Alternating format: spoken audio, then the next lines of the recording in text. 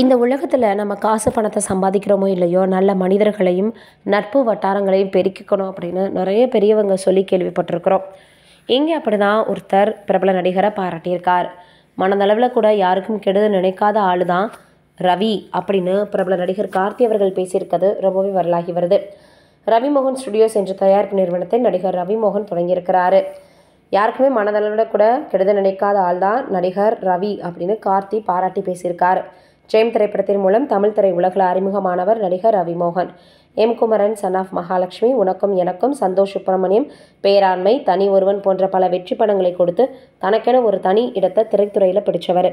தற்போது பராசக்தி என்ற திரைப்படத்தில் சிவகார்த்திகேயனுடன் நடித்து வரக்கூடிய ரவிமோகன் சமீபத்தில் ரவிமோகன் ஸ்டுடியோஸ் என்ற பெயரில் புதிய ஒரு தயாரிப்பு நிறுவனத்தை தொடங்கியிருக்கிறாரு. அதன்படி ரவிமோகன் ஸ்டுடியோஸ் தயாரிப்பு நிறுவனம் தொடங்க பூஜை தொடங்கியிருக்குது.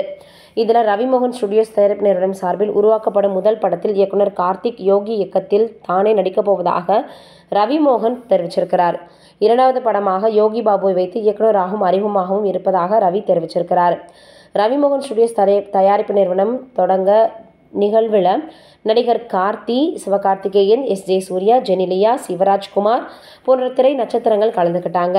ரவிமோகன் ஸ்டுடியோஸ் திறப்பு விழாவில் பங்கு பெற்ற ரவிமோகனின் நண்பரும் சக நடிகருமான கார்த்தி ரவிமோகனுடன் இருக்கக்கூடிய பல திறமைகள் குறித்து புகழ்ந்து பேசியிருந்தார்.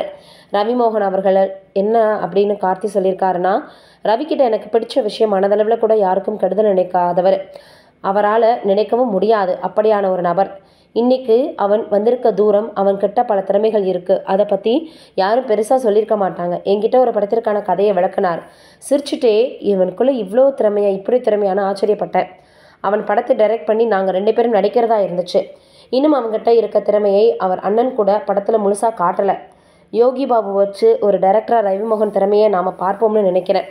சினிமா அவனுக்கு நல்லா தெரியும். நிறைய உலக சினிமாக்களை கவனிச்சிட்டு இருக்க ஒரு ஆள். எடிட்டிங்கும் அவனுக்கு நல்லா தெரியும். ஆனால் அது வெளியில் தெரியாது. படிக்கவே இல்லைன்னு சொல்லிட்டு நல்ல மார்க் வாங்குவாங்கல்ல, அப்படியான ஒரு நபர் ரவிமோகன்னு புகழ்ந்து பேசியிருக்கிறாரு கார்த்தி. திரையில் எப்படி யோகி பாபுவை காட்ட போகிறாரு, எந்த மாதிரியான படம் இருக்க போகுது அப்படின்னு இப்போ எல்லோரும் எதிர்பார்ப்போடு இருக்காங்க. நம்மளும் அதே எதிர்பார்ப்போடு காத்துட்ருப்போம். அவருடைய அடுத்த ஸ்டெப்பு நல்லபடியாக சக்ஸஸ்ஃபுல் ஆகணும்னு நம்மளுடைய சார்பாக வாழ்த்துக்களையும் தெரிவிச்சுக்கலாம்.